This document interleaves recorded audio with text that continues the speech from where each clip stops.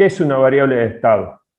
Que depende del estado, depende solo del estado inicial y del estado final, y no depende cuál sea el camino que lo lleve entre uno y otro. No importa, ¿sí? No depende de la trayectoria que hace para ir del estado inicial al estado final. Solo depende del estado inicial y final. ¿De acuerdo con eso? Sí, profe, Tomás. entendí perfecto. Perfecto, Ah, se entendió bueno, perfecto. bárbaro. Otra consulta y empezamos a trabajar. Hola, profe, ¿me escucha? Sí, sí, lo escucho. Fuerte y Bien, claro. yo la verdad no entendí el tema de calor específico molar de un gas ideal. Bien. Vos viste que nos... ¿Puedo borrar acá? Sí, sí, Sí, profe, profe. borre. El calor específico,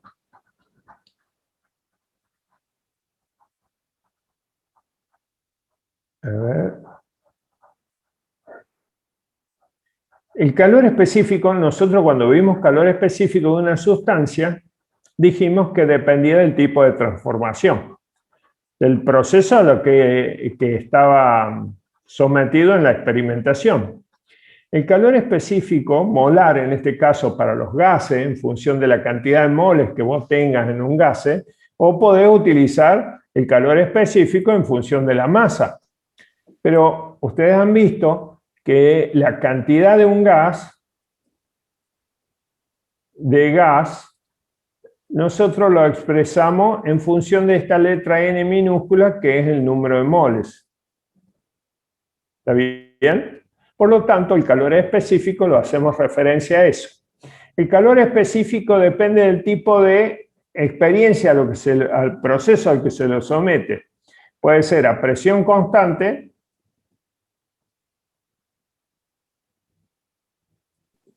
o a volumen constante. ¿De acuerdo? Nosotros dijimos que para los sólidos y los líquidos, este cambio entre presión constante y volumen constante era muy poquito, por lo tanto, prácticamente no había grandes cambios. Pero en los gases sí. El calor específico a presión constante, ¿sí? Siempre es mayor el calor específico a volumen constante. ¿Está bien? ¿Sí? Fíjense que la diferencia, nosotros hemos establecido la clase pasada, la diferencia entre el calor específico a presión constante y el calor específico a volumen constante es igual a la constante universal de los gases. Ideal. Bueno, presentado el tema, ¿cuál sería su duda en particular? No, en sí que no entendí nada, tipo cómo se medía ni nada de eso. Ahí me quedó claro. ¿Eh? En sí no había entendido nada. Eh, Ahí me Bueno, quedó claro más o menos de cómo se mide y todo bueno, eso. escúchame, lo que podemos hacer es, una vez que terminemos la clase de hoy, nos quedamos un ratito y vemos a ver si puedo aclararte algo más. ¿Estamos? Dale, profe, igual está clarísimo, así. Ahí Vale, me dio. muy bien. Muy bien, entonces seguimos. Empezamos la clase de hoy.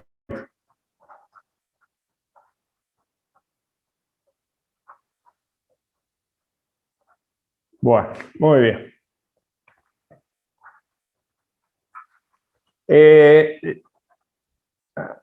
Ahí está.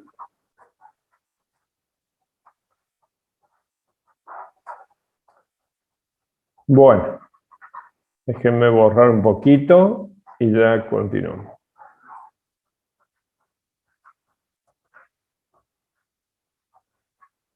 Muy bien.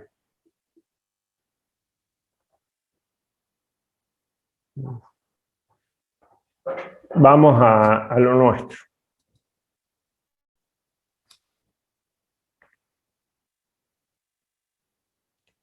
Nosotros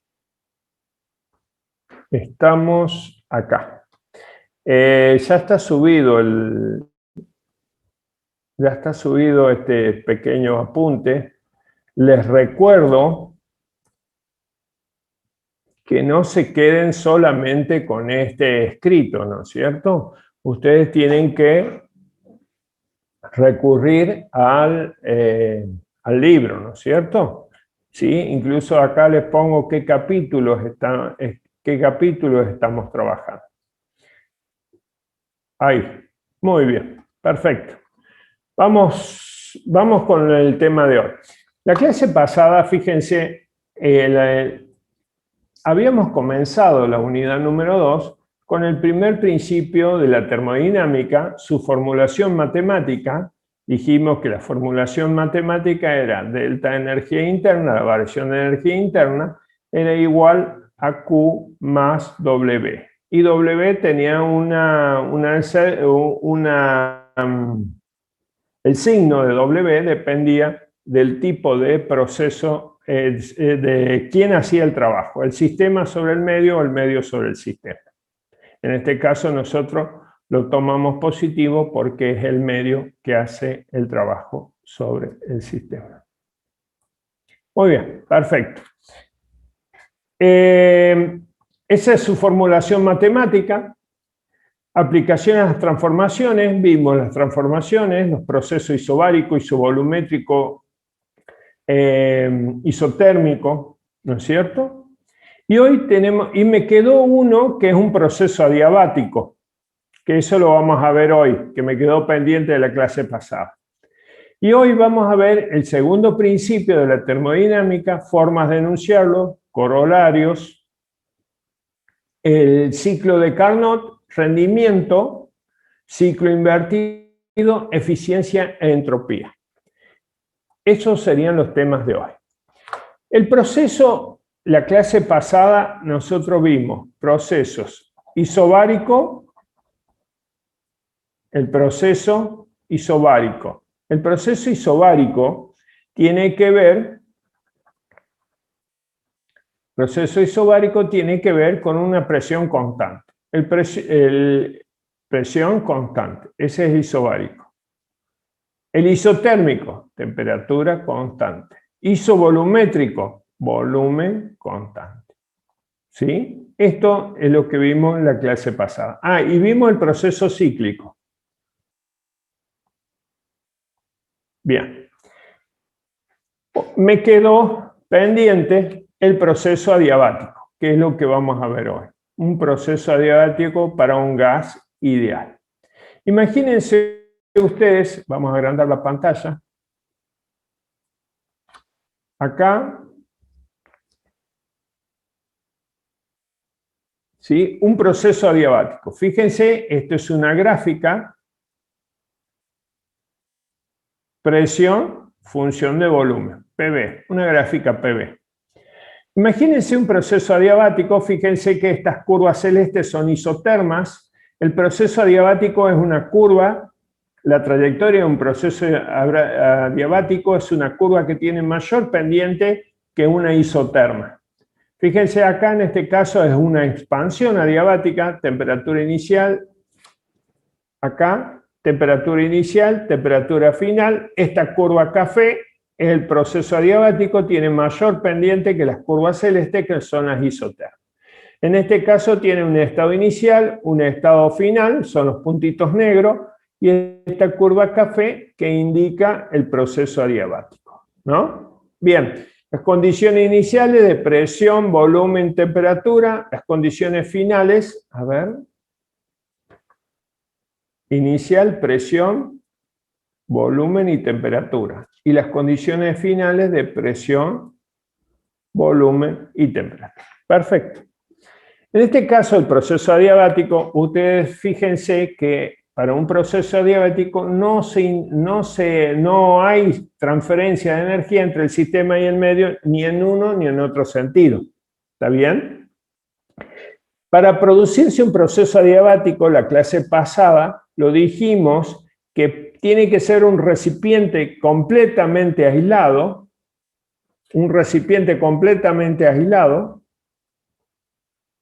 Esa es una forma de generar un proceso adiabático, ¿no es cierto? Un cilindro, por ejemplo, completamente aislado, que no pueda transferir energía entre el sistema y el medio.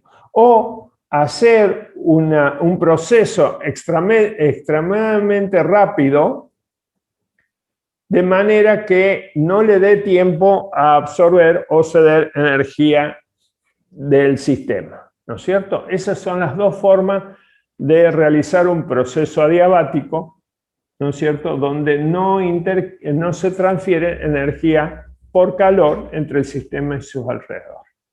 Profe, Son las ¿puede dos maneras. repetir la Sí, segunda? vamos a suponer acá tenés un cilindro. En este caso, este cilindro está completamente aislado. No hay conducción térmica ahí, y ahí tenés un émbolo, ¿no es cierto?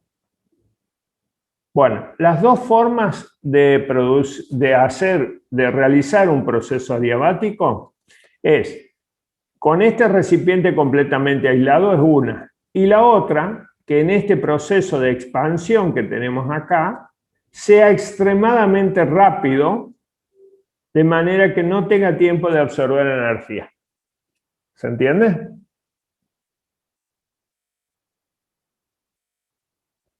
¿Están ahí?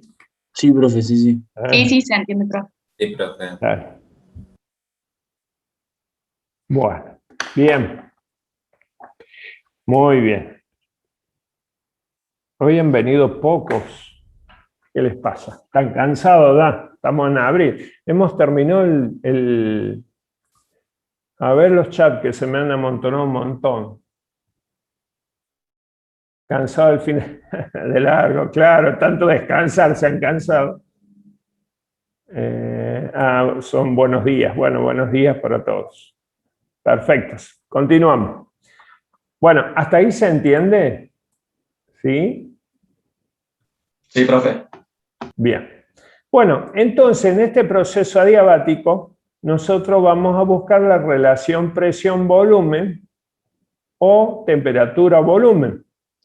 Fíjense que si es un proceso, por ejemplo, un proceso infinitesimal, un proceso muy pequeño, nosotros decíamos que la primera ley de la termodinámica para un proceso infinitesimal era diferencial de energía interna igual a diferencial de Q más diferencial de trabajo. ¿Está bien? En este caso, que es un proceso adiabático, ¿sí?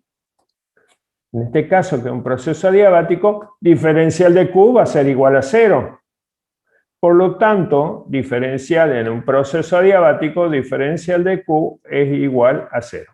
Me queda que diferencial de energía interna es igual a diferencial de trabajo. ¿Estamos? La clase pasada, nosotros cuando estuvimos viendo los calores específicos molar y vimos cómo calcular el cambio de energía interna entre dos temperaturas, como es una variable de estado, mientras que conserve el estado inicial y el estado final, no me importa cuál es el camino entre esas dos temperaturas. ¿Sí? Una variable de estado. Por lo tanto, el cambio infinitesimal de energía interna lo puedo expresar como número de moles, calor específico molar a volumen constante y ese cambio de temperatura, un diferencial de T. Y el trabajo, esto sería el diferencial de energía interna. Y el trabajo, por definición, el trabajo es menos P por diferencial de volumen. Esto por definición y ya lo hemos analizado en la clase anterior. ¿Sí? Entonces tenemos cambio de energía interna entre el estado inicial y final y el trabajo. Ahora bien, nosotros dijimos que la primera ley nos quedaba esta igualdad. Si igualamos estos dos, vamos a tener que el número de moles, calor específico molar por diferencial de temperatura, es igual, acá, estamos acá, menos P que es la presión por diferencial de volumen, por un cambio de volumen muy pequeñito. ¿Estamos? Al trabajar con esa ecuación y con la ecuación de estado, ¿se acuerdan la ecuación de estado para los gases ideales? P por V igual a N de T, presión por volumen, es igual al número de moles, constante universal de los gases por la temperatura. Al tomar el diferencial total de esa ecuación, me queda presión por diferencial de volumen, volumen por diferencial de presión, y esto tiene que ser igual a NR diferencial de temperatura. ¿Estamos? Si nosotros tomamos de esta expresión y despejamos diferencial de T,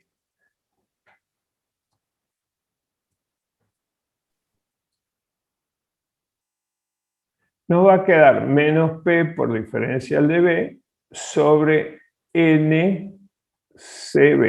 ¿Está bien? Lo reemplazamos acá, a esta cantidad. La reemplazamos acá y nos va a quedar, acá está la cantidad que yo les decía, nos va a quedar esto. P por diferencial de B más B por diferencial de P igual a menos R sobre CB, P por diferencial de B. Acuérdense que R, la constante universal de los gases ideales, es la diferencia entre Cp y Cb. Calor específico molar a presión constante menos el calor específico molar a volumen constante. Por lo tanto, R se lo puede expresar de esta manera. Bueno, analizando todo esto, todo eso, utilizando ahí la álgebra un poquito, vamos a llevar a esta cantidad. Diferencial de P sobre P más gamma, ¿se acuerdan de gamma? Gamma, el exponente adiabático, que es Cp sobre Cb. Por diferencial de B sobre B. Si aplicamos la integral, si integramos esto, me queda logaritmo de P más gamma por logaritmo de B. Esto, si aplicamos la propiedad del logaritmo, me queda logaritmo de P por B a la gamma igual a constante. ¿Qué significa esto? Que P por B tiene que ser constante. Por lo tanto, esta es la relación para un proceso adiabático. P por B a la gamma tiene que ser constante. También podemos ponerlo en función de la temperatura, por lo tanto, T, la temperatura, valor absoluto por volumen a la gamma menos 1, es igual a constante. ¿Sí? Reemplazando P por la temperatura, utilizando la ecuación de estado, podemos llegar a esta expresión. Entonces, en estos dos casos, para un proceso adiabático, la presión por el volumen elevado a la gamma también se llama exponente adiabático o coeficiente adiabático, ¿no es cierto?, que va a depender del tipo de gas que nosotros utilicemos. Puede ser un gas diatómico o monoatómico. Los diatómicos son los gases raros y los monoatómicos son los gases raros y los diatómicos son la mayoría, ¿no es cierto? Entonces, gamma va a depender de eso. Si es 1.67 para el monoatómico y 1.441 para el diatómico. Muy bien, entonces esta relación se mantiene constante para un proceso, acá, para un proceso de expansión o compresión adiabática. Profe, ¿Está bien? ¿Sí? una pregunta. ¿Por qué se usa el calor específico del volumen constante y no el de la presión constante en la ecuación, digamos? ¿En cuál? ¿Acá? Sí, o sea, al principio hay... Acá. Bueno, mire, ¿se acuerda que en la clase pasada habíamos calculado el cambio de energía interna entre dos temperaturas? ¿Sí? Sí. Bueno, a ver, déjeme ver qué puedo dibujar acá.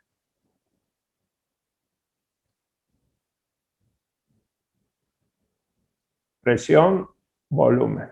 Nosotros teníamos una temperatura T y una temperatura T más delta T. ¿Se acuerdan? Bien, nosotros habíamos, entre estas dos mismas temperaturas, habíamos elegido dos procesos o tres procesos, podemos elegir infinitos procesos que conecten estas dos temperaturas. Ah, no me va a quedar esta. Vamos a ver si la hago más. Ahí. Borrar acá.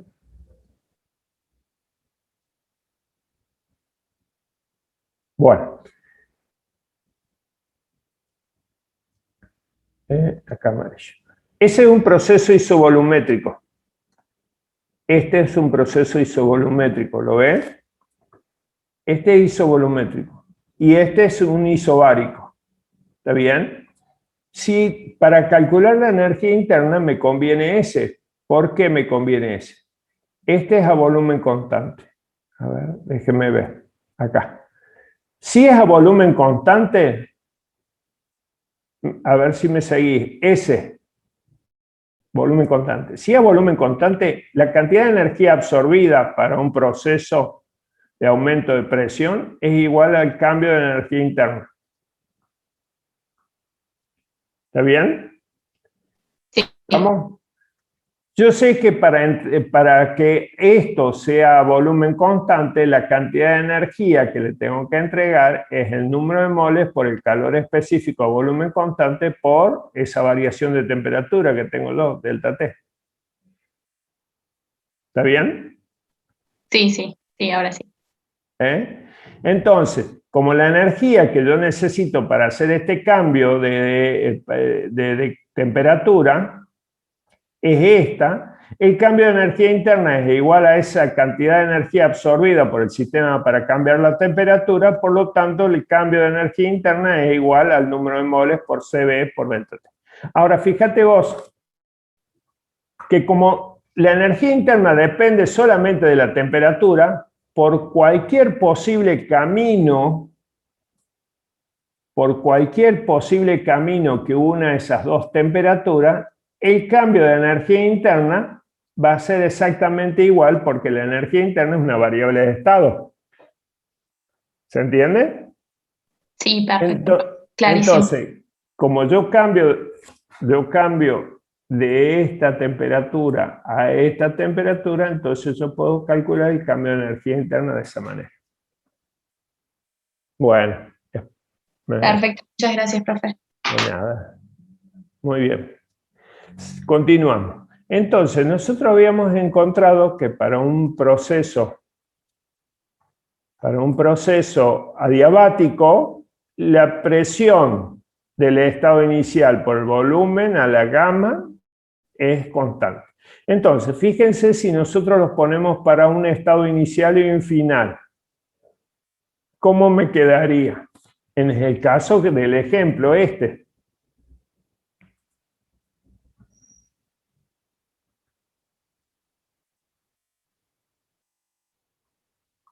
Les pido disculpas, pero a mí me gusta rayar. Me gusta escribir en el pizarrón y como no tengo un pizarrón, escribo acá en el PDF. No, se entiende mejor igual, profe, así que no hay problema. Bueno, fíjense, si yo tengo un estado inicial, acá, un estado inicial, y tengo un estado final, que es este, ¿no es cierto? Entonces esas cantidades se relacionan de esta manera. Tanto la presión inicial por el volumen inicial a la gamma va a ser igual a la presión final por el volumen final a la gamma. ¿Estamos? Si yo no tuviera, si los datos... No, pero ¿se puede repetir eso último? Dale, si, por ejemplo, en un proceso de... profe, ¿qué le pasa con esa línea? Vamos a hacerlo al gráfico acá, para que ustedes lo puedan ver.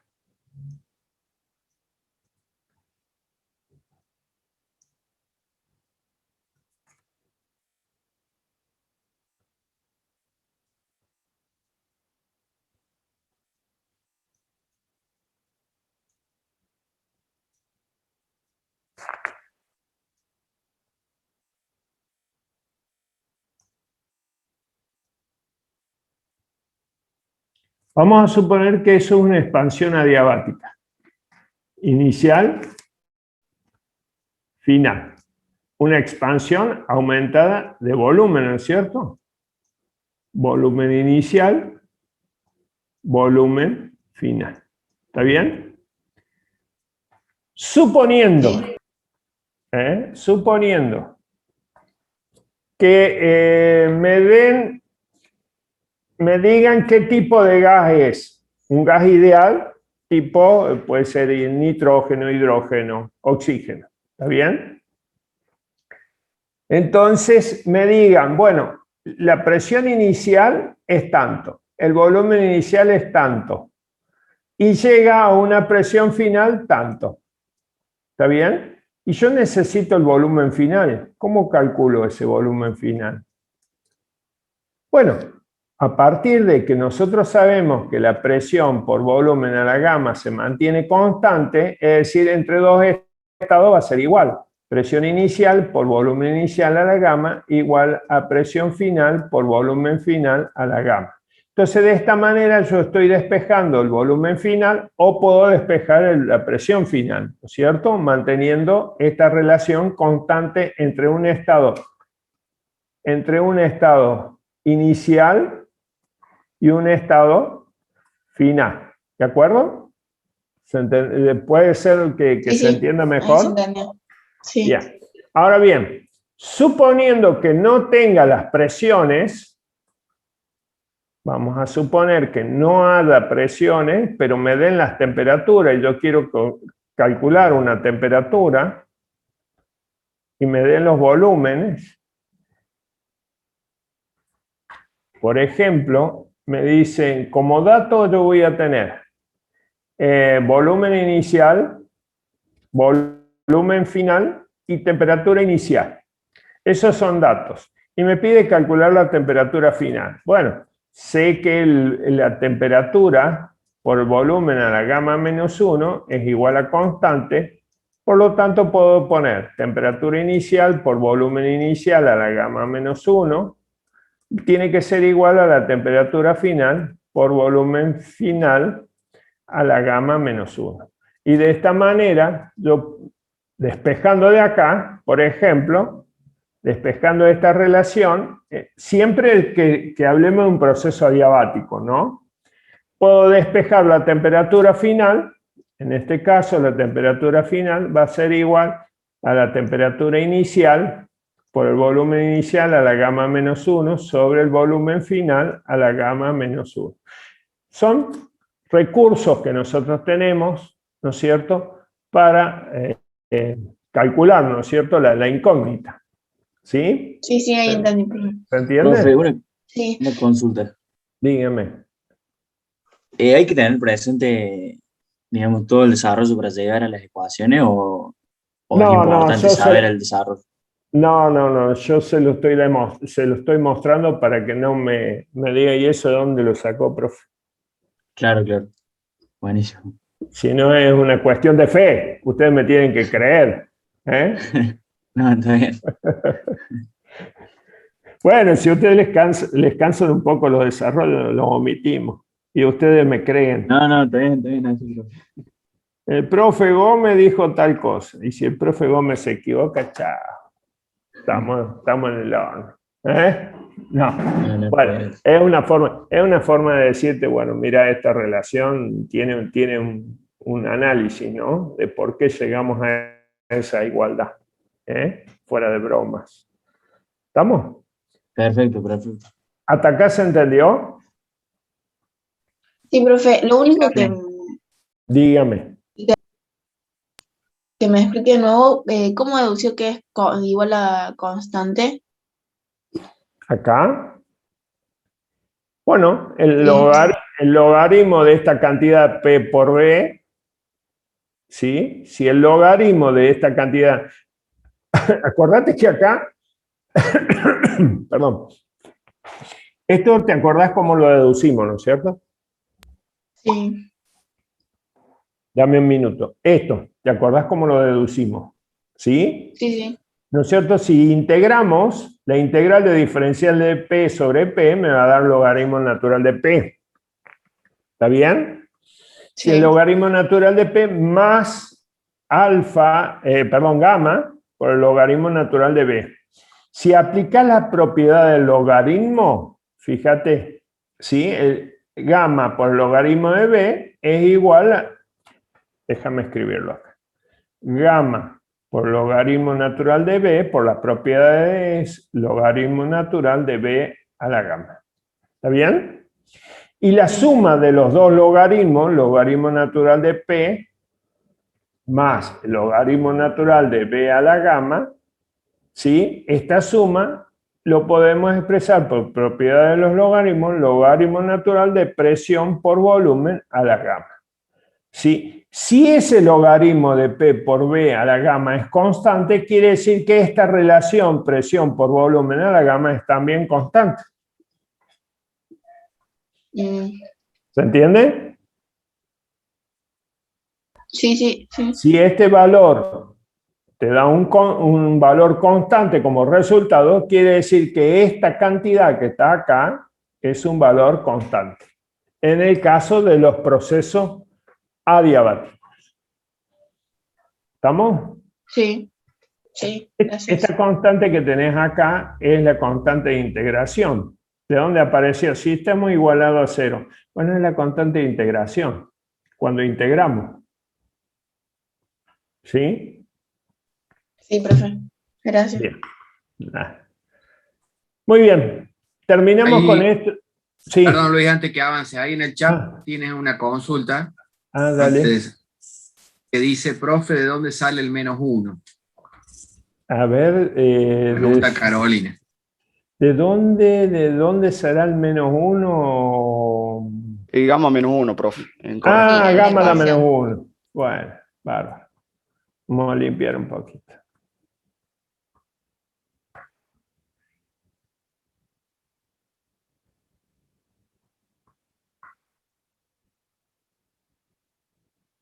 Bueno, acá nosotros tenemos que la presión por volumen es igual a constante. ¿Está bien? Acá lo que nosotros podemos reemplazar, fíjate vos, déjame ver.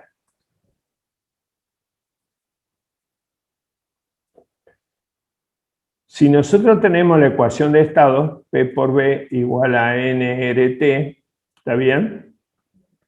La presión en este caso, la presión va a ser igual a nRT sobre B, ¿verdad?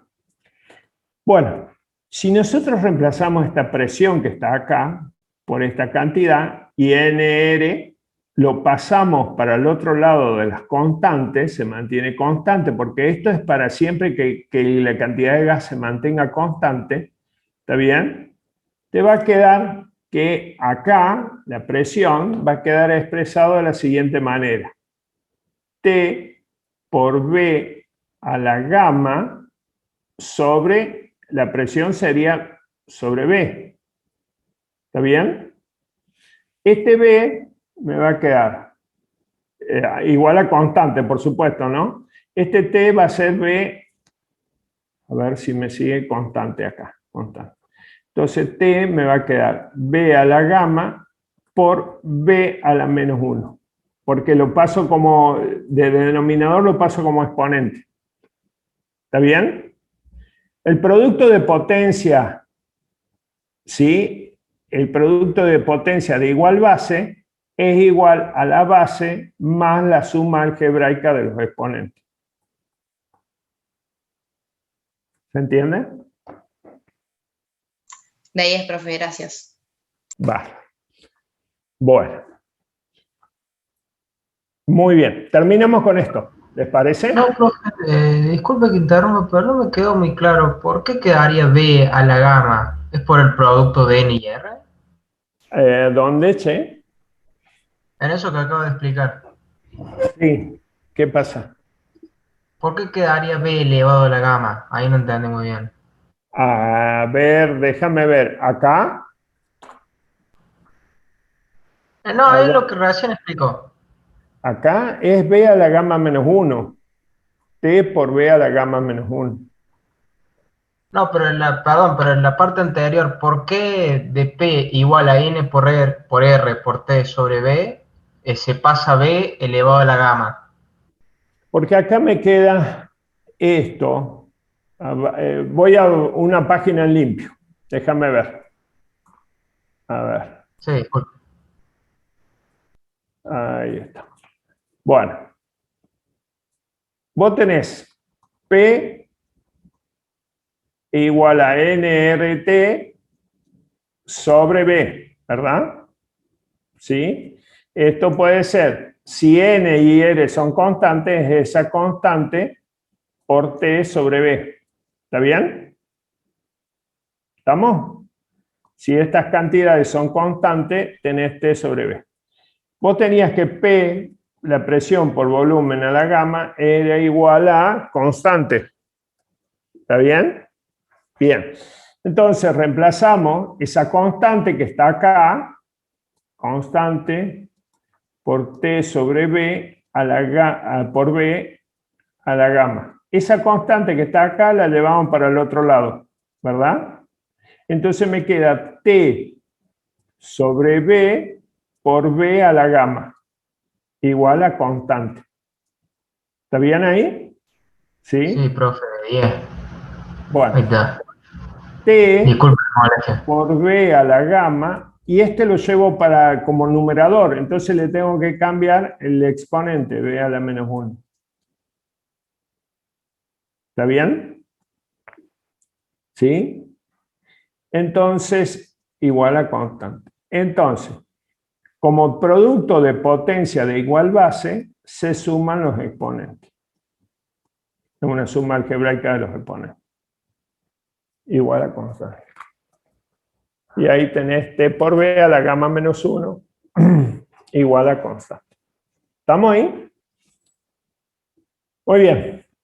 Entonces, vamos a seguir. Muy bien. Perfecto. Ahora vamos a pasar a las máquinas térmicas. Fíjense que en este caso, vamos a abordar la segunda ley de la termodinámica. Máquinas térmicas y la segunda ley de la termodinámica. Y acá donde, fíjense que la segunda ley de la termodinámica no va a tener una expresión matemática como la primera ley. ¿Sí? La segunda ley lo que viene a hacer es ponerle límites a la primera ley de la termodinámica.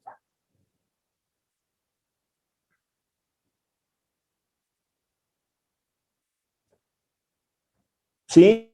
La primera ley, como se conoce como la ley de conservación de la energía. ¿Sí? Acá la segunda ley de la termodinámica le va a poner límites a esta primera ley y le va a decir qué procesos pueden ocurrir y qué procesos no pueden ocurrir. ¿Está bien? ¿Sí?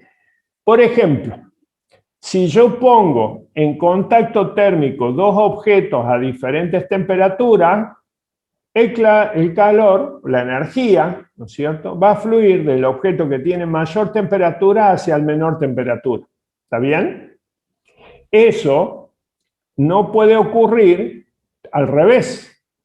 Es decir, que el flujo de energía pase de un objeto de menor temperatura hacia el objeto de mayor temperatura. Eso no ocurre.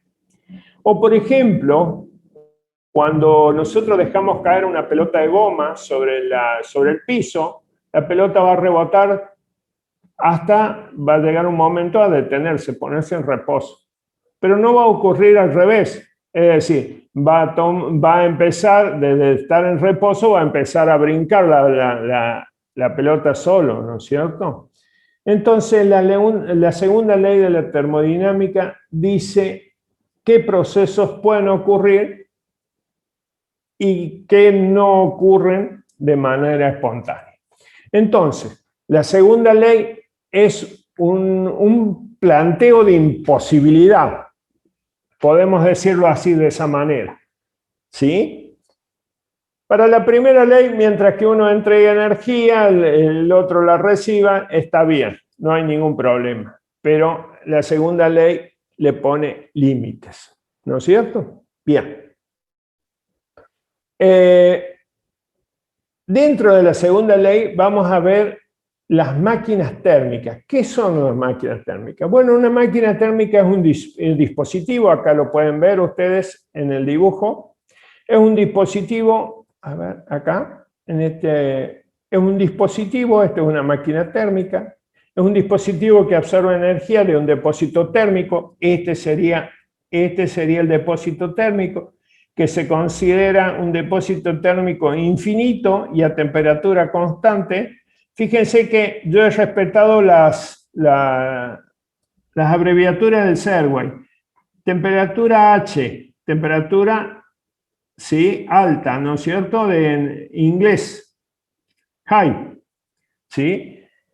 Un depósito caliente a temperatura alta, una temperatura alta. Bueno, en este caso se hace consideraciones que la fuente de depósito térmico tiene alcance infinito, ¿no es cierto? Y la temperatura se mantiene constante. Bueno, entonces esta máquina térmica, ¿qué hace? Toma energía de un depósito térmico, absorbe energía de un depósito térmico y con esa energía, acá lo pueden ver ustedes, con esa energía absorbida, ¿no es cierto? ¿Sí? Realiza un trabajo mecánico útil. Por ejemplo, acá, trabajo de la máquina. La máquina funciona y parte de la energía que no pueda convertir en trabajo lo cede a un depósito térmico que está a una temperatura baja. ¿Sí? TC. También en inglés está la inicial esa, ¿no? Bien. Entonces la máquina térmica funciona bajo un proceso cíclico, quiere decir que se repite ese proceso, y a través de ese proceso la sustancia traspasa por tres situaciones. Una, absorbe energía del depósito térmico que está a una temperatura alta. La máquina 2, la máquina realiza trabajo. Y 3, la máquina cede parte de la energía, esto que está acá, cede parte de la energía absorbida a un depósito térmico que está a una temperatura baja. ¿Estamos? ¿Sí? Hasta ahí. Esa es la máquina térmica.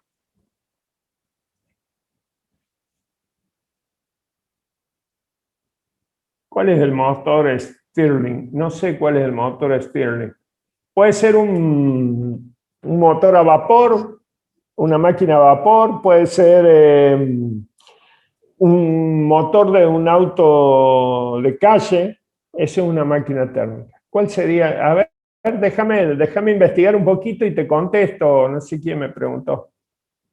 Mauro, déjame investigar un poquito.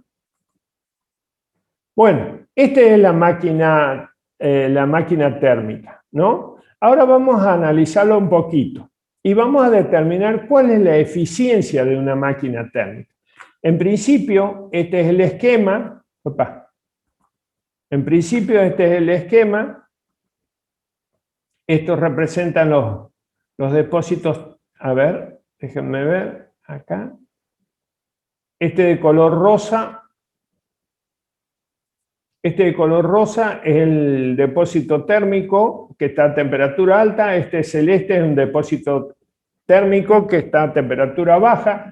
Dice depósito caliente, depósito de frío. Acá está la máquina térmica.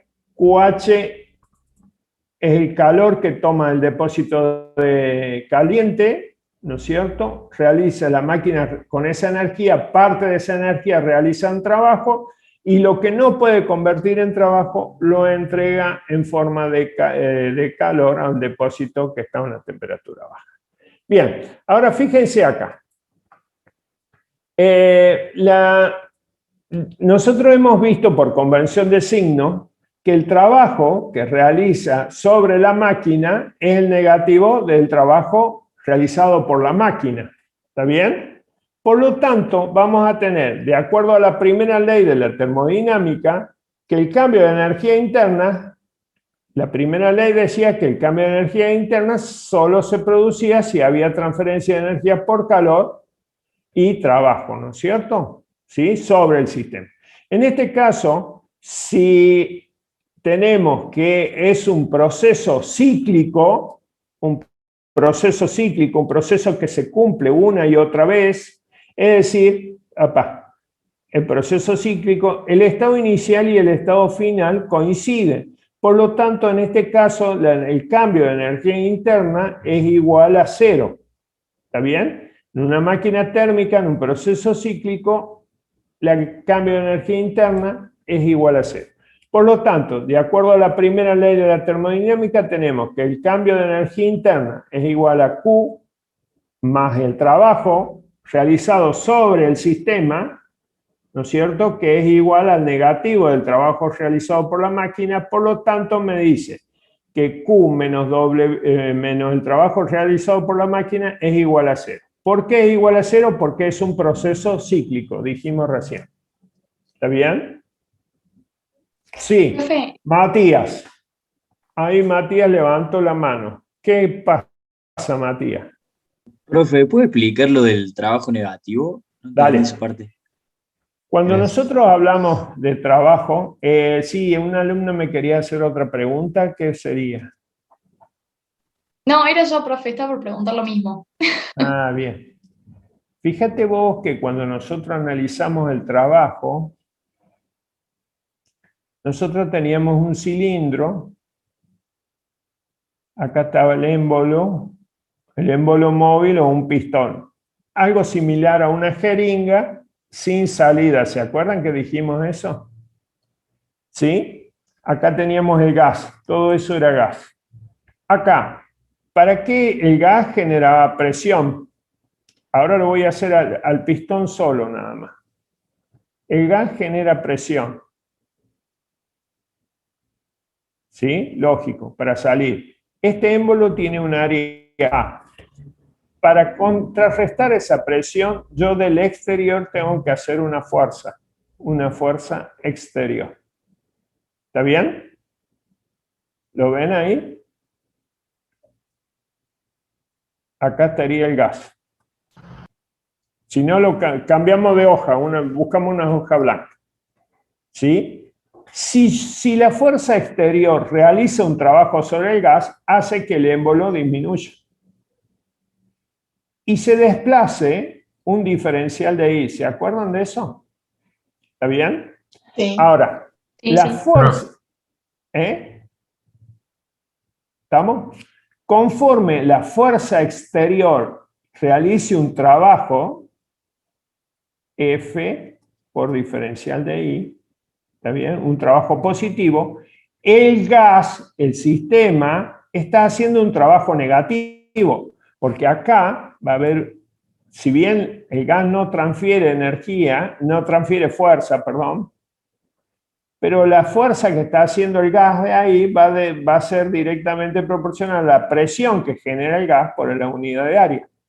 Si ustedes recuerdan que presión es igual a fuerza sobre área, ¿está bien? La fuerza que contrarresta la fuerza externa va a ser igual a la presión del gas por el área del émbolo. ¿Está bien? Si esta fuerza realiza un trabajo positivo, el gas realiza un trabajo negativo. ¿Está bien? Si este émbolo se sube, el gas realiza un trabajo positivo y la fuerza exterior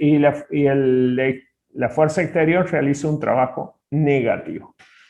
A ver, si el gas se expande, ¿sí?, el trabajo exterior es negativo y el trabajo realizado por el gas es positivo. Si el gas se comprime, el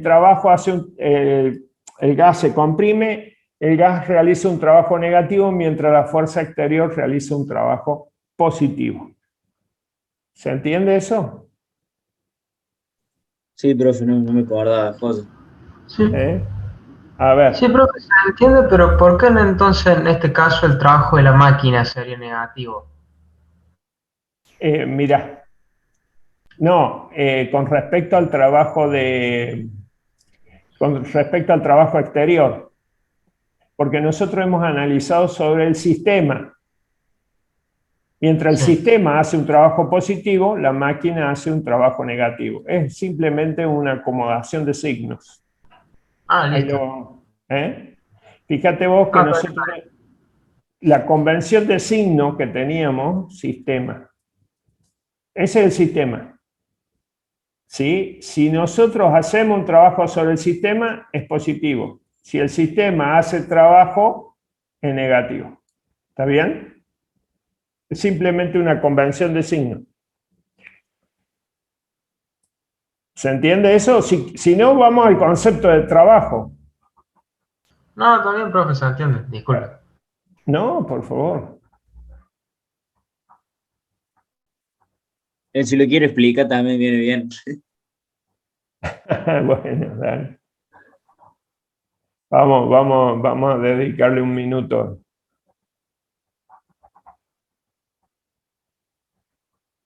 Ahí, buscamos una página en blanco. Bueno.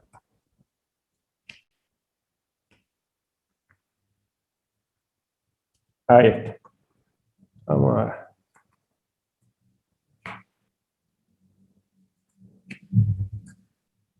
Vamos a suponer acá. El trabajo, fíjate vos que el trabajo es una cantidad escalar y resulta del producto de la fuerza, ¿no es cierto?, que produce un desplazamiento. Así como le llamamos al desplazamiento, S. ¿Está bien? Esto me da como resultado, vamos a suponer que acá tenemos un objeto. Fíjense que si una fuerza produce si un objeto que actúa sobre una fuerza que actúa sobre un objeto, esto produce desplazamiento. Acuérdense que el desplazamiento es una cantidad vectorial. Si esta fuerza actúa sobre este objeto y este objeto se desplaza, entonces esa fuerza está realizando un trabajo. ¿Está bien? Fíjense que el trabajo, el producto escalar, se define como el producto escalar de la fuerza por el desplazamiento. Ahora fíjense, esto, el producto escalar es F por la magnitud de la fuerza, por la magnitud del desplazamiento, por el coseno del ángulo que forma entre la fuerza y el desplazamiento. ¿Está bien? Ahora, si nos fijamos nosotros más detalladamente, F por coseno de tita, esta cantidad, ¿sí?, por S, esta cantidad es la componente de esta fuerza en la dirección del desplazamiento. Por lo tanto, el trabajo es la componente de la fuerza en la dirección del desplazamiento por la magnitud del desplazamiento. Entonces, ¿el trabajo va a ser positivo? El trabajo va a ser positivo cuando tita, el coseno de tita, sea positivo. Entonces, tita tiene que ser mayor o igual a 0 grados y menor a 90 grados. ¿Por qué? Porque si es 90 grados, tita es 90 grados, por ejemplo, en este caso, 90 grados, no, una fuerza que está aplicada a 90 grados con respecto al desplazamiento, no hay trabajo, no realiza el trabajo. En el caso sería la fuerza peso. La fuerza peso no realiza trabajo en este caso, hasta 90 grados. Ahora bien, si tita es mayor a 90 grados y menor o igual a 180 grados, entonces el trabajo va a ser negativo. ¿Qué significa esto? Que en este caso,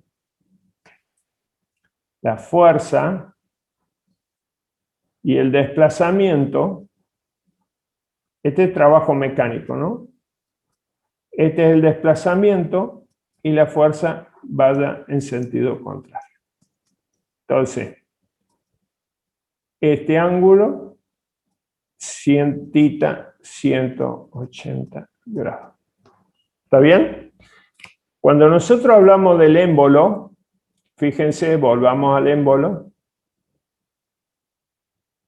Acá está la fuerza externa que se hace sobre el gas.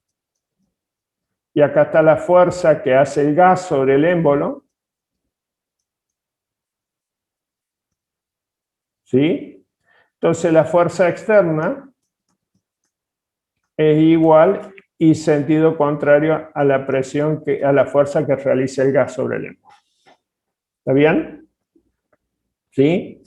Si el émbolo se desplaza hacia abajo, acá hay un desplazamiento, un DI, por ejemplo. Fíjense que la fuerza externa y el desplazamiento tienen el mismo sentido. Entonces el trabajo exterior en este caso va a ser positivo. ¿Está bien? Fuerza y desplazamiento en el mismo. Es decir, θ en este caso sería 0 grados.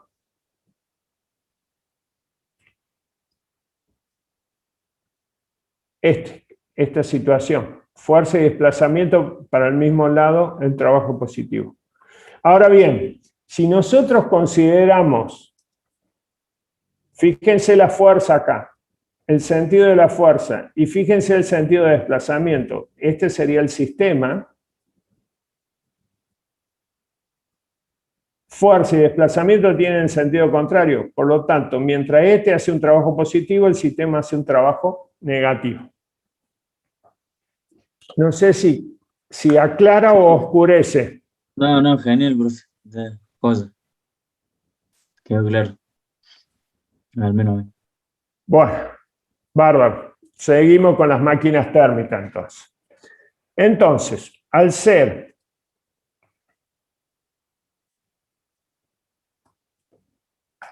Entonces, volviendo a la primera ley de la termodinámica, al ser un proceso cíclico, el cambio de energía interna es igual a 0. ¿Está bien? ¿Sí? Mientras se hace digamos, este es el trabajo sobre el sistema y este sería el trabajo hecho por el sistema. ¿De acuerdo? Son negativos. El cambio de signo. Entonces, me queda la primera ley de la termodinámica. Para una máquina simple me queda que el Q, la energía absorbida, es menos el trabajo hecho por la máquina, es igual a 0. Por lo tanto, Q va a ser igual al trabajo realizado por la máquina. Pero este Q que estamos acá hablando es el calor neto. ¿Qué es el neto? Es el calor absorbido del depósito frío menos... Uy, ¿qué pasó? Apreté el mouse. A ver.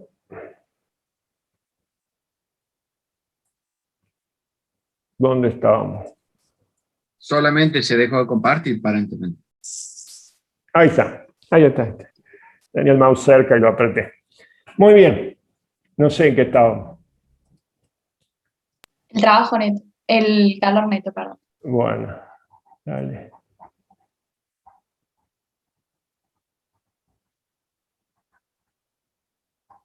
Acá lo tenemos. El calor neto es el calor, esto es en valor absoluto para que no cometamos errores con los signos. El calor neto es la diferencia entre el calor absorbido del depósito caliente y la energía cedida al depósito frío. ¿Está bien? Si vamos al esquema, la diferencia entre QH y este es QF. Este es el calor absorbido del depósito caliente. Con esa energía, parte de esa energía realiza trabajo. Y lo que no puede convertir en trabajo lo cede al depósito frío, QF. Entonces, la diferencia entre QH y QF va a ser igual al trabajo. Por lo tanto, el trabajo realizado por la máquina es igual a la diferencia en valores absolutos de QH sobre QC. ¿Estamos? Bien. Ese es el trabajo de la máquina, realizado por la máquina. Ahora, vamos a determinar la eficiencia térmica de una máquina. La eficiencia térmica de la máquina se define como esta eficiencia térmica. Algunos textos hablan de una letra griega, eta se llama, ¿sí? El Serway la denomina como una letra E minúscula y se define como el el cociente entre el trabajo realizado por la máquina y la energía absorbida del foco caliente. Es decir, esta es la definición de eficiencia térmica. Sabemos que el trabajo realizado por la máquina es la diferencia entre el calor absorbido y el calor cedido sobre el calor absorbido. Esto se puede escribir, como esto es común denominador a los dos, se puede escribir como 1 menos la relación entre el calor cedido al foco frío, la energía cedida al foco frío y la energía absorbida del foco caliente. Esta es la eficiencia térmica de una máquina térmica. Las máquinas térmicas, por ejemplo, están en el orden de un motor naftero puede andar entre el 20 y el 30%, y un motor diésel puede andar entre el 35 y el 40% de eficiencia. Estamos hablando de una eficiencia del 30, aproximadamente promedio del 30%. ¿Qué quiere decir? Que ninguna máquina térmica puede tener una eficiencia del 100%. ¿Por qué? ¿Qué significa una eficiencia del 100%? Que este valor, a ver, déjenme ver, que este valor se tiene que hacer igual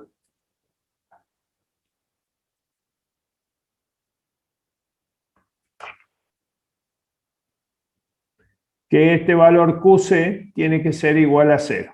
Si este valor QC es igual a 0, entonces la eficiencia es del 100%, E igual a 1. Ahora, ¿qué significa que Q sea igual a 0? Si vamos a la gráfica, que no haga entrega de energía al depósito frío.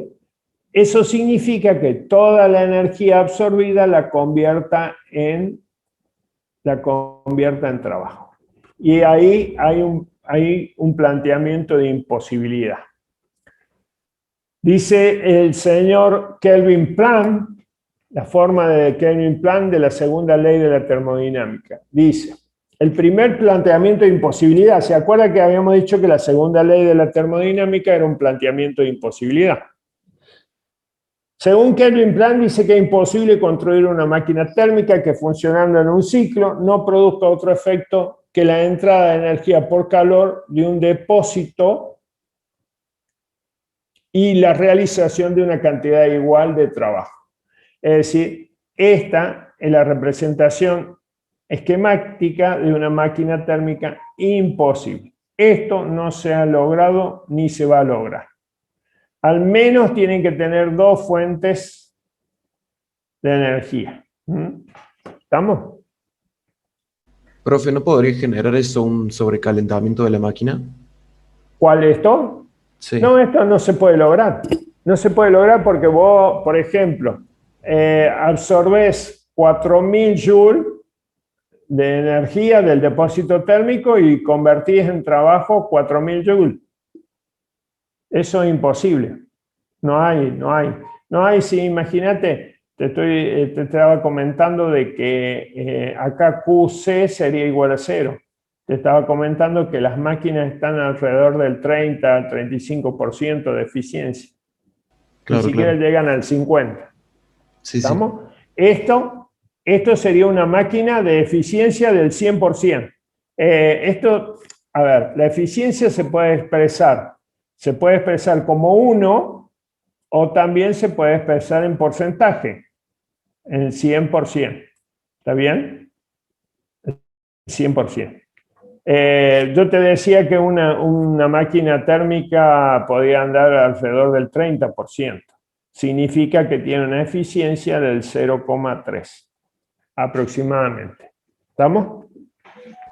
Sí, profe, gracias. Muy bien. Procesos ¿Puedo reversibles. repetir por qué es un ciclo? ¿El proceso es un ciclo? Porque se vuelve a repetir. O sea, hace Se siempre vuelve- lo mismo. Siempre hace lo mismo. Absorbe energía caliente. Exactamente. De un depósito, absorbe energía en un depósito caliente, convierte parte de la energía, convierte en trabajo, y lo que no convierte en trabajo lo entrega a un depósito de frío. Eso es un proceso cíclico, se vuelve a repetir todo el tiempo. Procesos reversibles y procesos irreversibles. Un proceso, fíjense acá porque vamos a pasar a la máquina de Carnot, que este señor Carnot describió una máquina térmica teórica llamada la máquina de Carnot. Este señor, Sadi Carnot, fue un ingeniero, incluso como anécdota murió muy joven, creo que a los 30 y pico de años murió. Estaba preocupado por la eficiencia térmica de las máquinas térmicas, que en la época de él rondaban el 4 o el 5%. Entonces dice, bueno, voy a inventar una máquina teórica para ver cuál es la eficiencia de una máquina teórica y seguramente las máquinas reales van a estar por debajo de eso. Entonces él lo que quería probar si podía llegar al 100% con una máquina teórica, ¿no? Pero primero vamos a ver procesos reversibles y irreversibles porque esta máquina tiene algo de eso. Dice, procesos reversibles es aquel proceso por el cual el sistema puede devolverse a las condiciones iniciales a lo largo del mismo camino y para el cual cada punto a lo largo de dicho camino está en equilibrio térmico interno. ¿Qué significa? Que nosotros tenemos en un proceso reversible, conocemos la trayectoria, PV, conocemos la trayectoria, por ejemplo, conocemos el estado inicial, conocemos el estado final y conocemos la trayectoria. De manera que nosotros, a través de un proceso por el cual puede volver por el mismo camino, ¿no es cierto?, siguiendo la misma trayectoria. Pero en todos esos puntos tiene que estar en condición de equilibrio interno, el equilibrio térmico interno. ¿Qué significa un equilibrio térmico interno?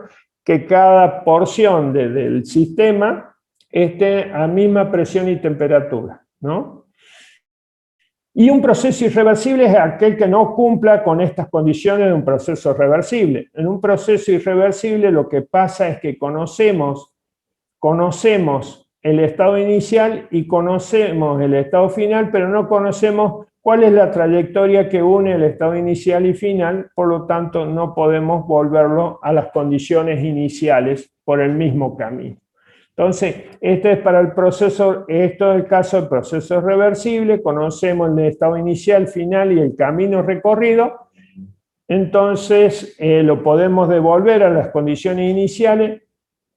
Y en el proceso irreversible no conocemos solo el estado inicial y final y no conocemos el camino por el cual llegó del estado inicial al estado final. Todos los procesos naturales son irreversibles. Por ejemplo, si yo tomo lo que decíamos nosotros, por ejemplo, un cubo de hielo, ¿sí? Un cubo de hielo y lo dejo en la mesada de la cocina. ¿Qué va a pasar? Va a tomar energía del ambiente, ¿sí? Va a aumentar su temperatura, va a llegar a 0 grados, se va a derretir y va a quedar un charquito de agua, ¿no es cierto? ¿Sí? Ahora, ¿ese charquito de agua puede ceder energía al ambiente para volverse a formar hielo? Pregunta. No. No. Entonces es un proceso irreversible. Tiene una sola dirección. ¿De acuerdo? ¿Sí? Como por ejemplo el envejecimiento de las personas. Un proceso irreversible, ¿no? O las plantas, el crecimiento de las plantas. Muy bien. Ahora sí, todos los procesos reales son irreversibles, que es lo que planteábamos recién con el ejemplo. Ahora sí, la máquina de Carnot. Este señor Sadi Carnot, ¿no es cierto? Como les decía yo, estaba muy preocupado por la eficiencia de las máquinas térmicas en la época, que seguramente eran de vapor, que oscilaban entre 4 o 5%. Imagínense, hoy estamos más o menos en el 30, 40%, en el mejor de los casos. Bueno, en esa época estaban alrededor del 4 o 5% de la eficiencia. Quiere decir que consumía mucha energía y realizaba muy poco trabajo, ¿no es cierto? Demandaba mucha energía y realizaba poco trabajo.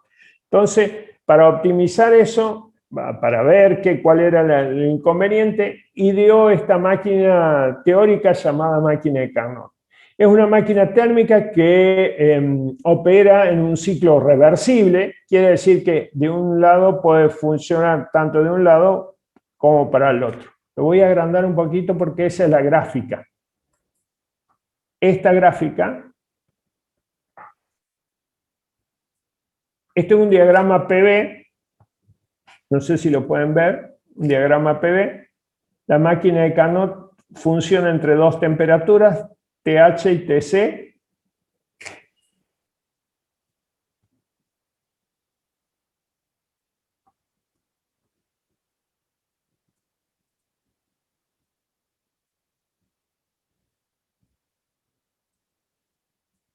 Ahí les dibujo el esquema para que se acuerden.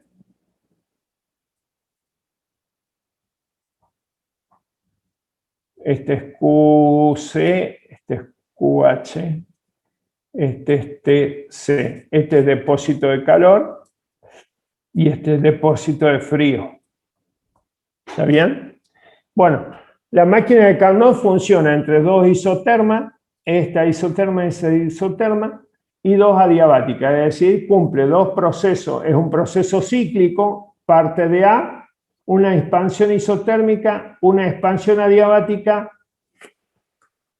de acá a acá, una expansión isotérmica, una expansión adiabática, una compresión isotérmica y una compresión adiabática. ¿Lo pueden ver ahí? ¿Sí? Bien. Sí, profe. ¿Puede repetir, Ahí va. profe? Disculpe. Sí.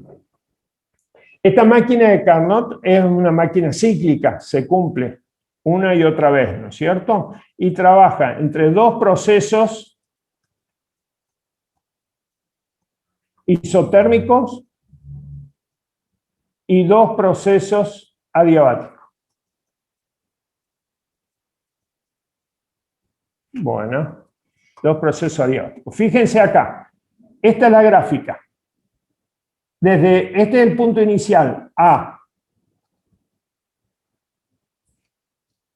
Desde A a B hay un proceso isotérmico de expansión. Mientras se está expandiendo, está absorbiendo energía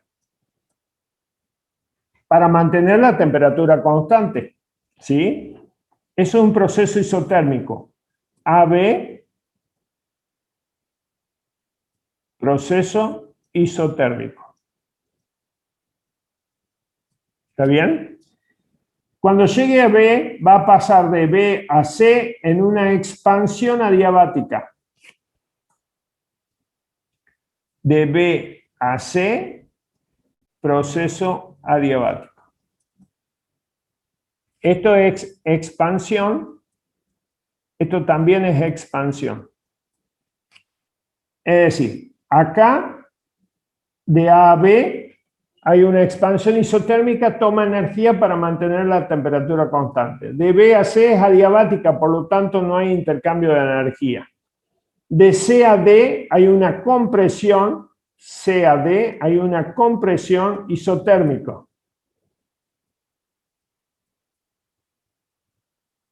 ¿Está bien? Y de D a A, que llega al punto inicial, hay un proceso adiabático y es una compresión adiabática. ¿Está bien? Entonces, de A a B, de B a C, de C a D y de D a A. Ahora la vamos a analizar un poquito más. Bien. Profe, el isotérmico, disculpe, yo lo explico esto también. ¿Cómo? Isotérmico me quedó, que él hizo del proceso isotérmico, me doy cuenta ahí, en la gráfica, que es isotérmico, pero el adiabático no me doy cuenta. El adiabático está acá, mira. Sí, sí lo veo, pero digo que no me doy cuenta si yo lo veo solo. Es entre esta temperatura y esta otra. Es una curva que tiene mayor pendiente que las isotermas. ¿La ves ahí? Sí, pero ¿cómo me doy cuenta si yo lo veo sola? Bueno, Que es vos adiabático. vas, claro, vos vas a una gráfica, vas a una gráfica y fíjate, Te va a decir el enunciado. Una isoterma, otra isoterma, te va a dar un proceso adiabático. Te lo tiene que decir. Eso sería un proceso adiabático, de compresión en este caso. Sí, porque puede haber cualquier cantidad de trayectorias que puedan unir esos dos puntos, ¿no es cierto? Una de ellas es el proceso adiabático. Bueno, Carnot demostró que esta máquina térmica reversible tiene la máxima eficiencia posible, que funciona entre dos depósitos térmicos, de manera que estableció un límite superior de eficiencia a todas las máquinas que funcionen, que era lo que yo les decía.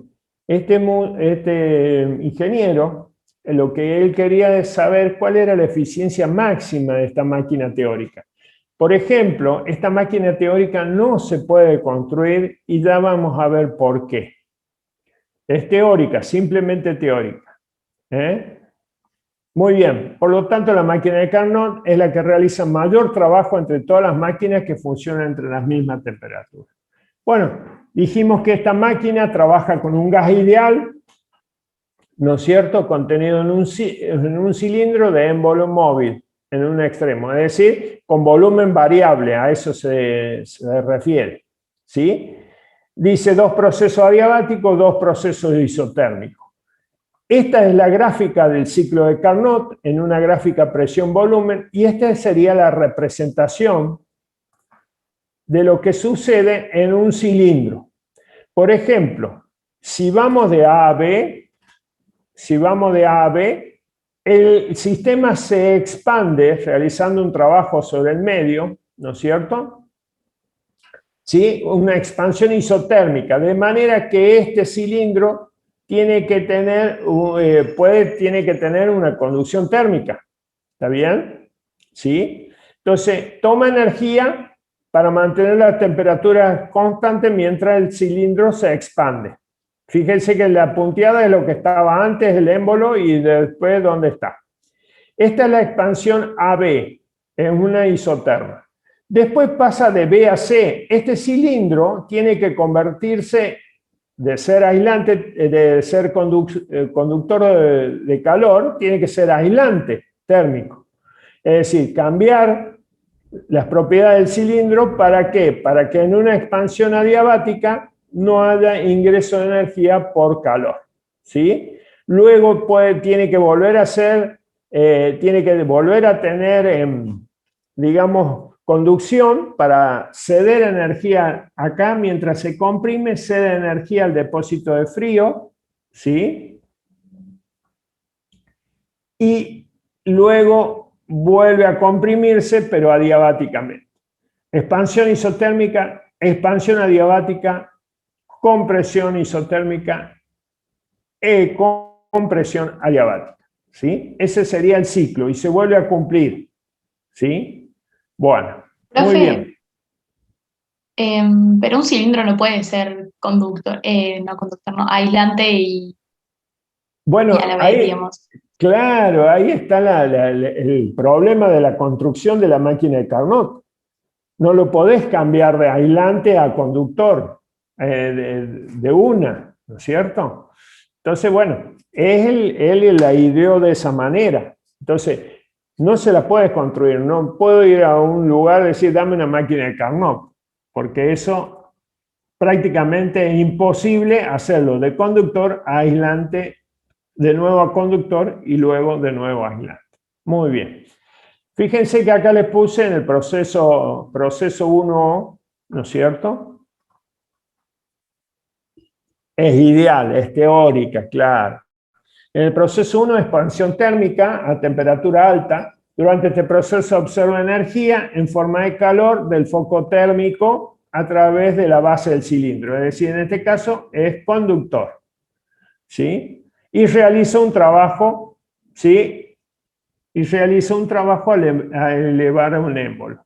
Bueno, la base del cilindro se reemplaza por un material aislante que esa es uno de los grandes inconvenientes de materializarlo, ¿sí? La base del cilindro se reemplaza por un material aislante térmico, porque ahí no tiene, en este proceso, BC, no tiene que haber transferencia de energía entre el sistema y el medio, ¿no? Muy bien. Acá hay una expansión sin entrada de calor, Q es igual a 0, ¿sí?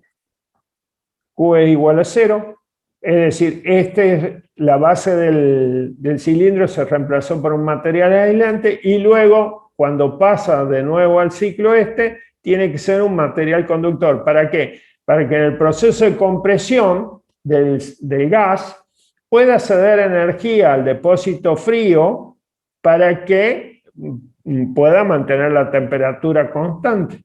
Si no, no la puede mantener. ¿Sí? Y cuando pasa de D a A, el proceso D a A, sigue comprimiéndose, pero este material tiene que ser aislante. ¿Para qué? Para que Q sea igual a 0.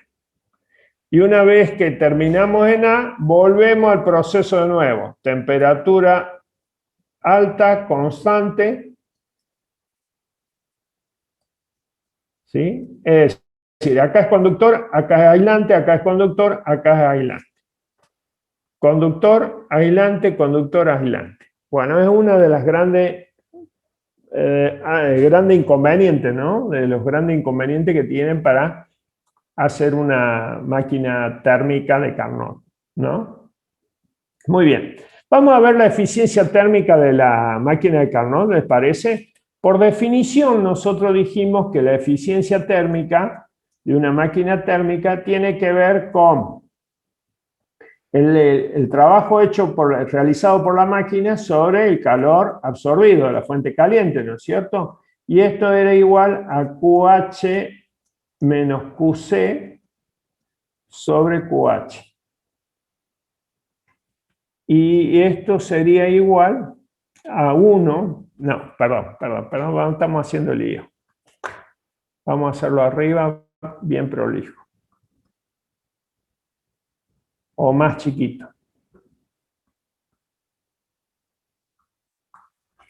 Nosotros dijimos que la eficiencia por definición es igual a trabajo realizado de la máquina sobre QH. Esto era igual. El trabajo era el calor neto, la diferencia entre el calor absorbido y el calor cedido, sobre QH. Y esto lo podríamos expresar como 1 menos QC sobre QH. Esto por definición de la eficiencia térmica de una máquina térmica, ¿no? Bueno, en el caso de Carnot hay una demostración que lo podemos hacer, ¿sí? Donde la relación que existe, esto es solo para la máquina de Carnot, ojo, que la relación entre el calor cedido a la fuente fría sobre el calor absorbido a la fuente caliente, este cociente, es igual a la relación que existe entre las temperaturas de la fuente fría y la temperatura de la fuente caliente. Por lo tanto, esto para la máquina de Carnot se la puede escribir como 1 menos Tc sobre Th. Acuérdense que este es frío y este es frío y este es calor, ¿no? Temperatura baja y temperatura alta.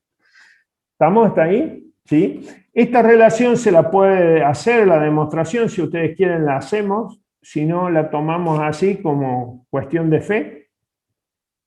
¿Sí?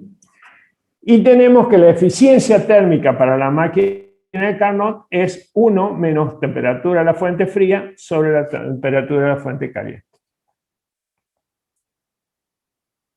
Yo le creo, me dice Matías. No, pero si nos queda tiempo lo podemos demostrar. Bueno, bárbaro. Ahora fíjense, la eficiencia sería 0 si la temperatura de la fuente fría y la fuente caliente son iguales. Es decir, una sola temperatura, ¿no? Es decir, mientras que tengamos dos temperaturas distintas, podemos realizar trabajo. Si no, no podemos, esto es absorber QH y esto es ceder QF. Este depósito de calor, depósito de frío. Bueno, mientras tengamos estas dos temperaturas podemos realizar trabajo. Mientras las temperaturas sean iguales, no hay trabajo. ¿Cómo aumentar la eficiencia de la máquina de Carnot? Para aumentar la eficiencia de la máquina de Carnot, lo que tengo que hacer es, a la temperatura baja, bajarlo lo más que pueda, y a la temperatura alta, subirla lo más que pueda. Esta temperatura baja, el límite es la temperatura ambiente.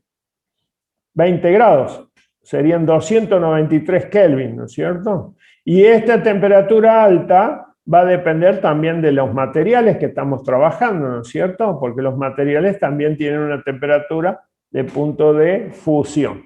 Entonces, estamos limitados con la eficiencia de las máquinas térmicas por esas temperaturas. Ahora, la máquina de Carnot sería eficiente, la máxima eficiencia, si la temperatura de la fuente fría sería igual a 0.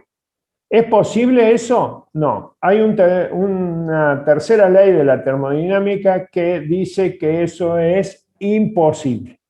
Entonces, ni siquiera de la máquina de Carnot puede lograr una eficiencia del 100%. Acá, por favor, agréguenle acá, cuando dice 0, pónganle para que se acuerden, Kelvin. Porque son temperaturas absolutas. Todo esto son temperaturas absolutas. ¿Estamos? ¿Qué dice el enunciado de Carnot? Todas las máquinas de Carnot que funcionan entre las mismas dos temperaturas tienen la misma eficiencia. Todas las máquinas de Carnot que funcionan entre las mismas dos temperaturas tienen la misma eficiencia. Hace esa distinción. Y todas las máquinas reales son menos eficientes que la máquina de Carnot, porque todas ellas operan en forma irreversible. Esta es reversible, es decir, puede funcionar en un sentido como en otro. ¿Estamos? Muy bien. Profe, una pregunta. Sí, Jeremías, es una máquina teórica. ¿Lo escucho? No, le estaba contestando a un compañero. Bueno, Dígame. usted Sí. dijo que la máquina, para que sea ideal, la temperatura más baja debe ser 0.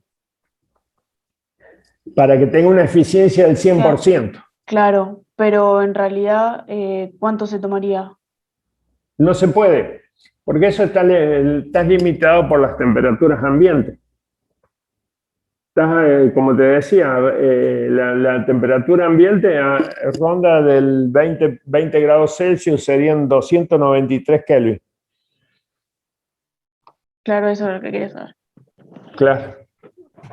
Por ejemplo, Gracias. Nada.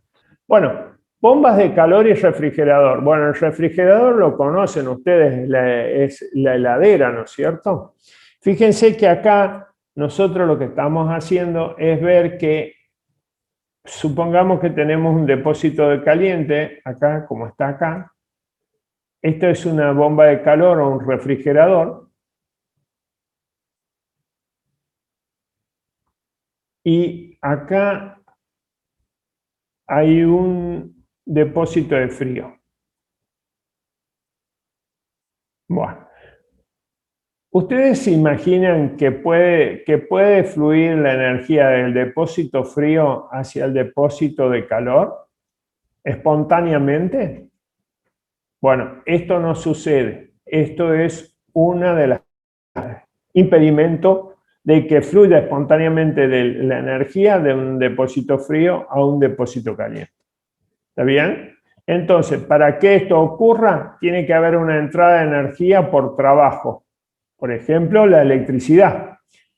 Esto de un refrigerador es ni más ni menos que una heladera, ¿no es cierto? ¿Sí? Una heladera.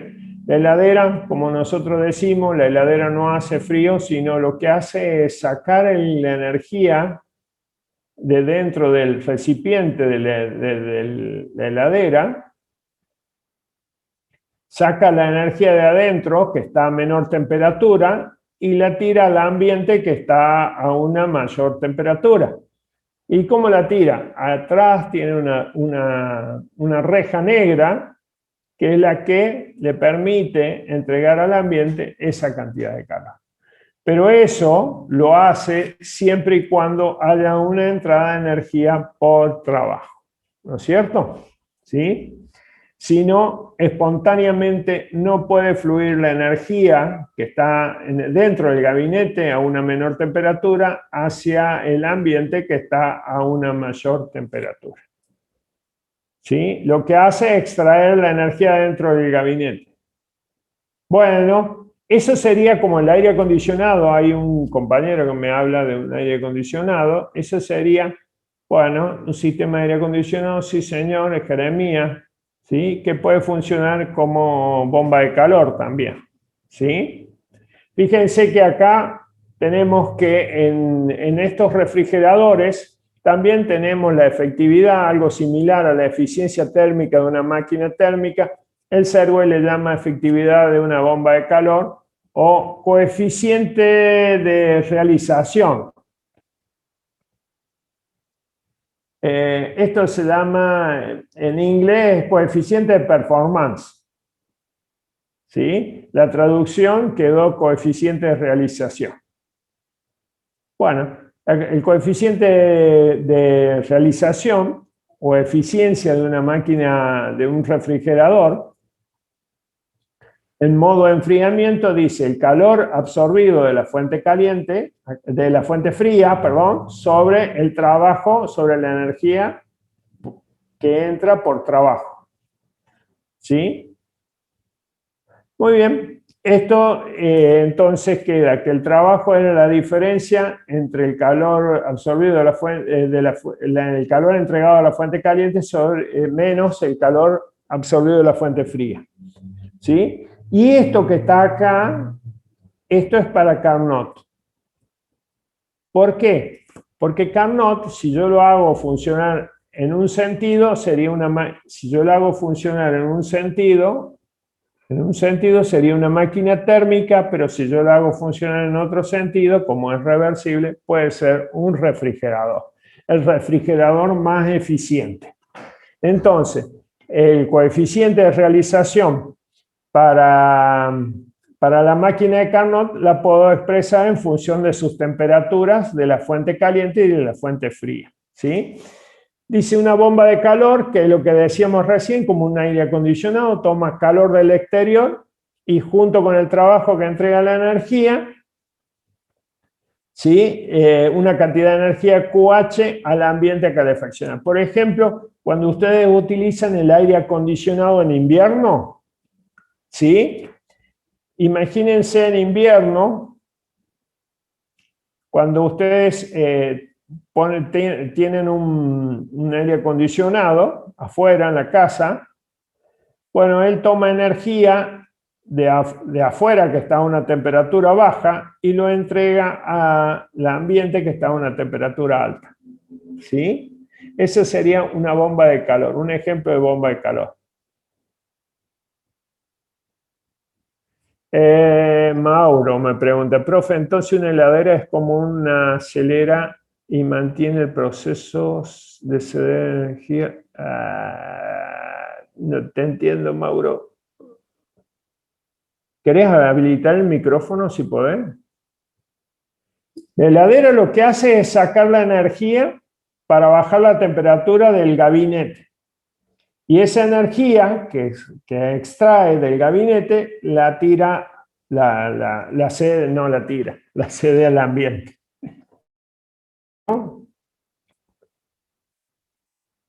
Y eso va a producir mientras haya entrada de energía. Bueno, lo que pasa es que ahí hay un problema, no hay frío, hay una ausencia de calor.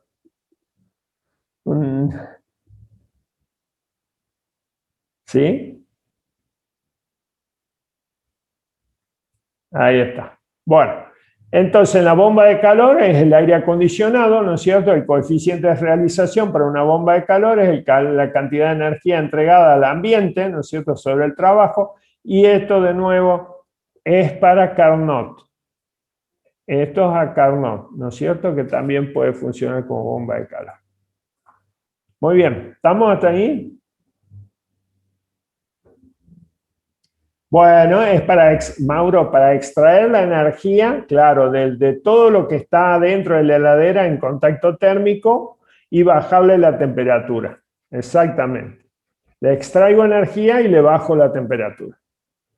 Las heladeras funcionan más o menos 5 grados aproximadamente. El freezer puede estar por debajo.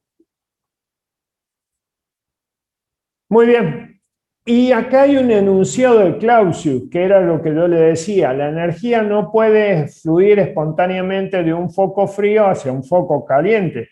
Entonces lo que decimos que siempre tiene que haber, para que esto ocurra, tiene que haber una entrada de energía por trabajo. Entonces el otro planteamiento de imposibilidad, que es el enunciado de Clausius de la segunda ley de la termodinámica, dice: es imposible construir una máquina cíclica cuyo único efecto sea transferir energía de manera continua mediante calor desde un objeto a otro a una mayor temperatura sin la entrada de energía por trabajo. Importante eso. Bueno, entonces, en resumen, dijimos que la segunda ley de la termodinámica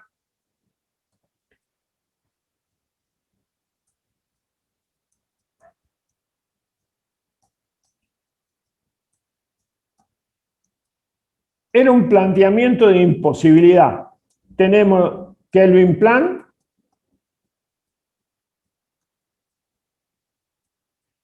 que dice que es imposible construir una máquina que, funcionando cíclicamente, pueda absorber energía y convertirla todo en trabajo. 1.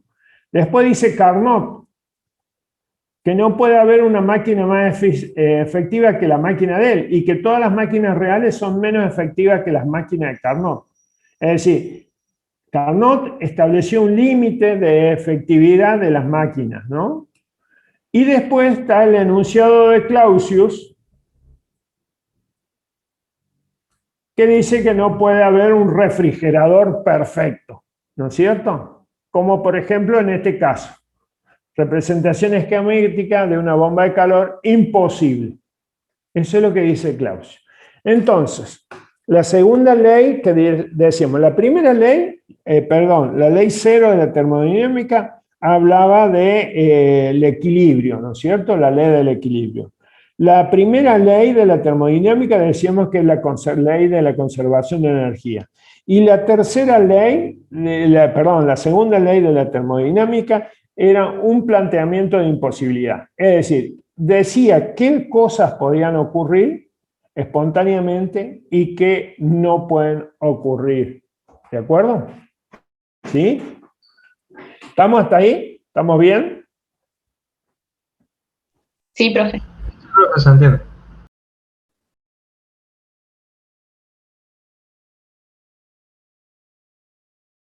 Tomé un poquito de agua. Bueno, fíjense que la segunda ley no tiene una expresión matemática, no tiene algo que me indique cuantitativamente, ¿no?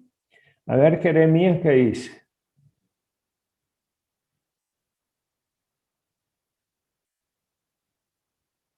Es muy difícil generar Jeremías, un proceso reversible.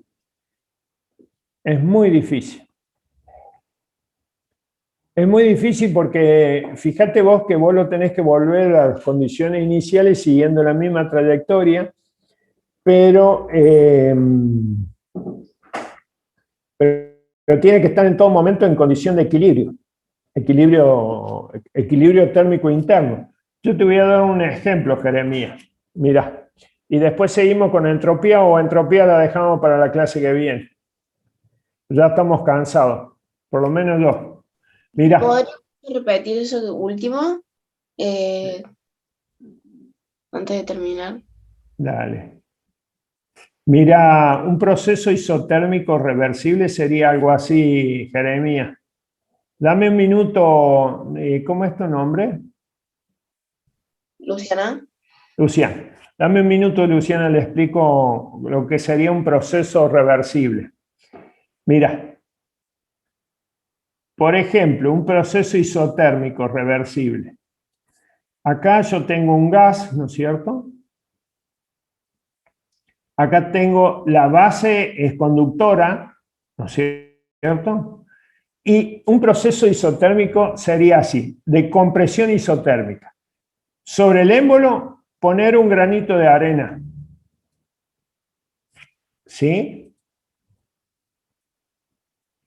Poner un granito de arena para que genere presión sobre el émbolo, ¿no es cierto? Y se comprima.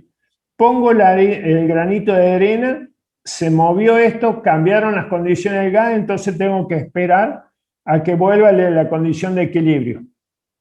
Igual presión y temperatura en todas las partes del gas. Pongo otro granito de arena y espero. Pongo otro granito y espero. Y así sucesivamente, granito a granito. Eso sería una compresión, por supuesto que entre grano a grano, ¿sí? Para que te dé una dimensión de cómo es la compresión, ¿no? Un granito de arena casi una masa muy pequeñita. Entonces logro comprimirlo. ¿Sí? Ahora, si yo quiero volverlo a las condiciones iniciales, ¿qué tengo que hacer? Sacar un granito de arena y esperar. Sacar otro granito de arena y esperar. Así que imagínate lo que es un proceso reversible. Jeremías, ¿estamos? Claro. Muy bien.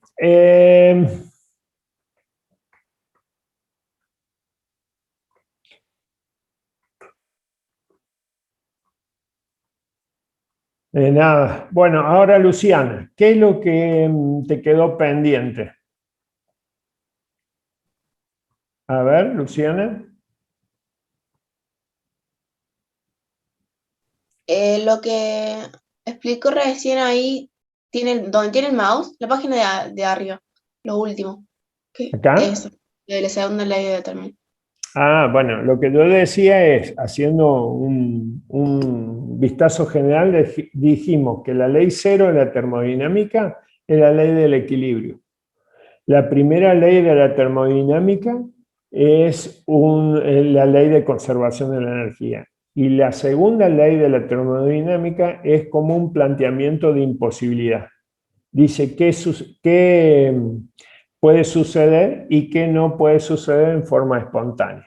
Fíjate vos que en la segunda ley de la termodinámica plantea el Kelvin Plan, enuncia la segunda ley de la termodinámica diciendo que hay una máquina térmica que no puede ser perfecta.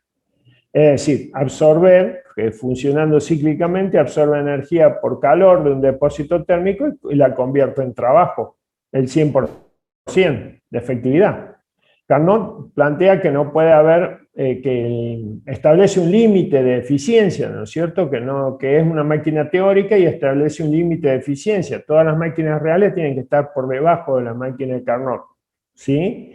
Y Clausius plantea esto del refrigerador imposible, una bomba de calor imposible, que la energía no puede fluir espontáneamente de un depósito de frío hacia un depósito de calor.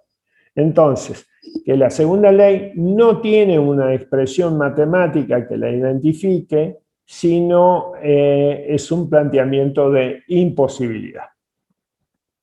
¿Sí? Sí, ok, gracias. Muy bien, bárbaro. Muy bien, dejamos esto de entropía, yo después le voy, si quiere lo vemos, si me dan un minuto, o si no, lo vemos la clase que viene. Y ya empezamos con electrostática. Dejamos este temita para la clase que viene y vemos electrostática. ¿Les parece? Sí, mejor. Sí, profe, perfecto. Se van a Sí, cansar profe. mucho. ¿Está? Bueno, y acá si quieren preguntar algo, se quedan y si no, nos vemos el próximo lunes, si Dios quiere. Gracias, Buena profe, que ande semana. bien. Chao, profe. Nos vemos, Que profe. les vaya bien. Suerte. Chao, profe. Chao, chao. Chao, profe, gracias. Profe, Chao, yo profe, tengo hasta una luego. duda. Chao, hasta luego. ¿Cómo? Yo tengo una duda del principio, cuando Dale, el dale. proceso adiabático, Bien, vamos fórmula. para... Chao chicos, nos vemos. Vamos para allá. Dale. Y acá estamos. Voy a limpiar un poquito. No hace falta igual, ¿eh? Es un poquito ¿No? más. No, no. Más abajo. ¿Dónde estaría? Es en el procedimiento igual. Dice, al eliminar diferencias de temperatura de estas dos ecuaciones, ahí no Sí, entiendo qué hace. ¿a No, dónde? donde dice ecuación de estado, Acá la el ecuación de estado. volumen, sí, igual a NRT. el RT, y dice, al tomar la diferencia el total de la ecuación de estado de un gas ideal, De indica esa, esto. Sí. esa no la entiendo, esa fórmula. Bueno, tenés que tomar el diferencial de esta ecuación. La forma de diferencial, al tomar el diferencial de esta ecuación, queda esta expresión. ¿Sí? Cuando vos tenés dos variables, o tres variables, tenés P, B, T, ¿me entendés? Sí, sí. ¿Eh? Sí, entendí. Es a partir de Bueno, la ecuación de estado. de la ecuación de estado, exactamente.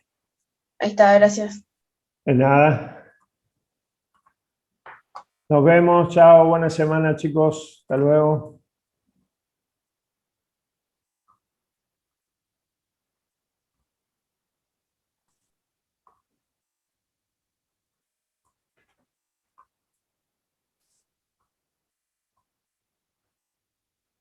Profe, hola, una Sí, pregunta. dale. Me quería quedar en lo último porque no es de más Bueno, esta clase. Es sobre física 1, ¿viste? Para rendir. sí, el 17 de mayo. El 17 de mayo. Dale, perfecto. Muchas gracias. Nada. Fíjate que tenés que entrar al aula virtual, ¿no? ¿Y cuál aula Aula virtual? virtual de física 1. Examen de física 1 se llama. Entras al aula virtual y ahí vas a tener toda la información. Si tenés que rendir práctico es a la 1 y si tenés que rendir teórico es a las 3. Cuando vos entras al aula virtual tenés que ubicarte en la lista que hay ahí y vas a ver que está de la lista, hay, por cada grupo de alumnos hay una dupla de docentes que toman el examen. Y abajo de eso está el grupo de docentes que toman el examen, la lista de alumnos. Te ubicas ahí y abajo de esa lista hay un enlace en link para que vos te puedas ingresar al examen. A las 3 de la tarde es el teórico. Dale, perfecto. Ahora me pongo a buscar el aula virtual. ¿Querés que si vos me das un minuto, yo te Sí. la muestro? Dale, perfecto.